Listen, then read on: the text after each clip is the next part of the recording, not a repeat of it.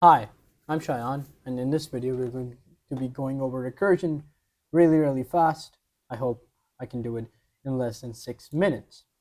So recursion comes from the Latin word recur, meaning to run back, And the key feature is that we are doing something again, and that should sound like something else, doing something again. And the key feature in recursion is that we are calling our function in our function. So we're calling the function again, usually with different arguments.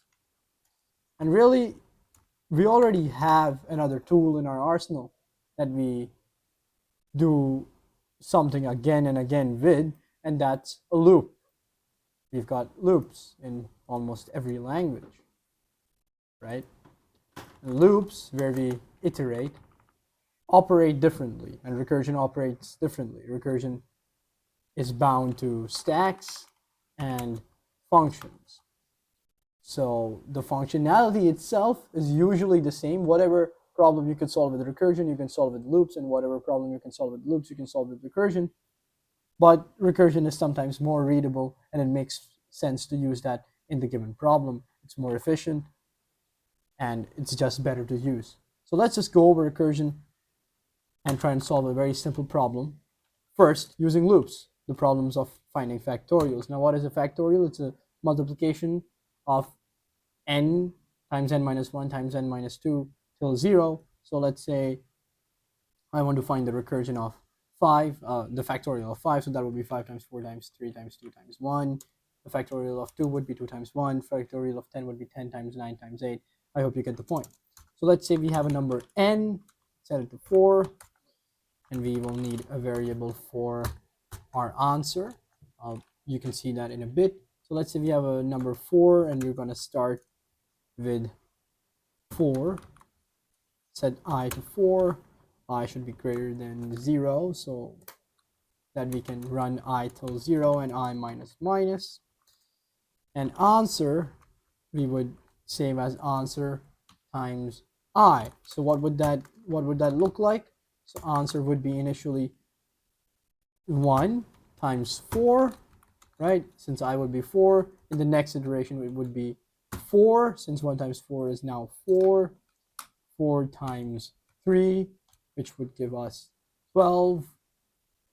And then, 12 times 2, which would give us 24. And then 24 times 1, which would give us 24.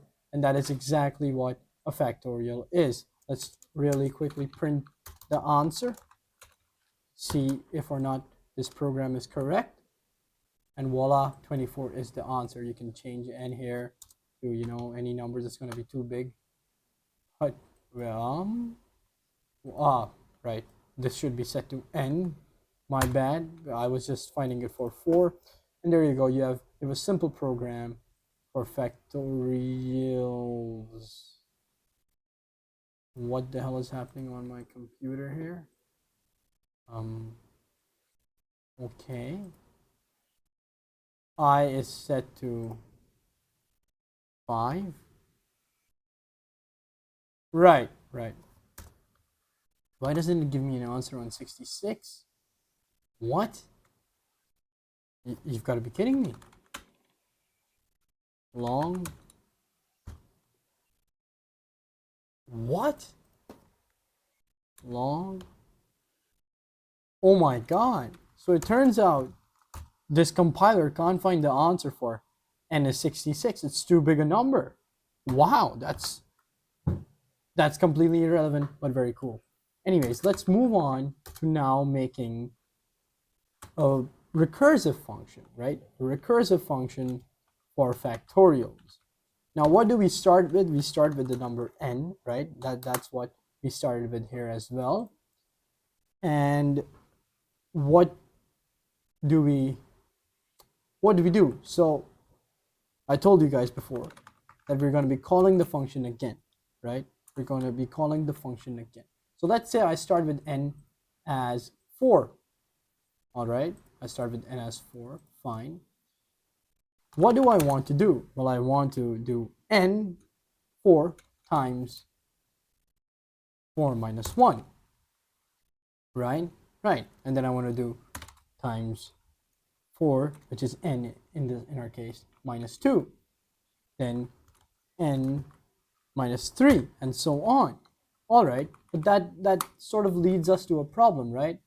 Over here, we had given our case that n should be greater than 0, I in our case, right? Because I is the thing that's changing, I should be greater than 0. Over here, if I do something like this, well, it's never ending.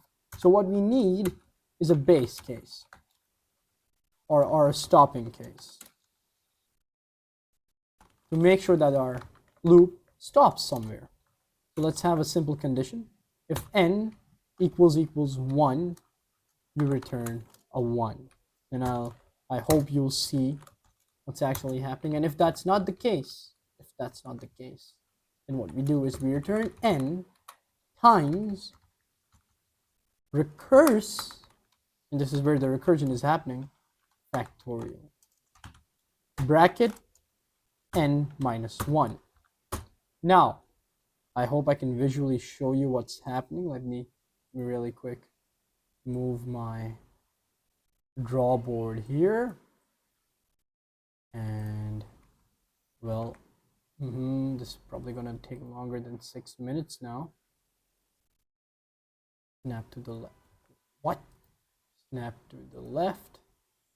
And snap to the right. Where is it? Well, I guess it doesn't want to be snapped. Anyways, here's our function, right? Here's our simple function, our factorial function. And here I will try and show you what is happening. So we start with our number 4, right? Is 4 equals 1? No, 4 is not equals 1. Therefore, what happens is we return 4 times recurse factor, let's just name it f3, right? So now our n becomes 3. Okay, n becomes 3. Let me erase all of this real quick. N becomes 3. Okay, so we got 3 times f of 2. All right, working. It makes sense to me at least. N is now 2. Is n equals 1? No. So 2 times f of 1. All right, that's interesting. Now f of 1, is n 1? Yes. So what happens is f of 1 is now defined as 1, and we know 2 times 1 is what? 2. So now we have the definition of f of 2. So instead of f of 2, we can write simply 2, right? And now we have the definition of f of 3. F of 3 is 6. So instead of f of 3, we can simply write 6. And now we have our final answer. That's how recursion works. I have a link in the description, by the way, of a very cool website where you can visualize this. You can write your simple code and you can visualize it. And that, in a nutshell, ladies and gentlemen, is factorials and recursion. I hope you have understood what recursion is. My next video will be on backtracking, specifically the rat maze problem.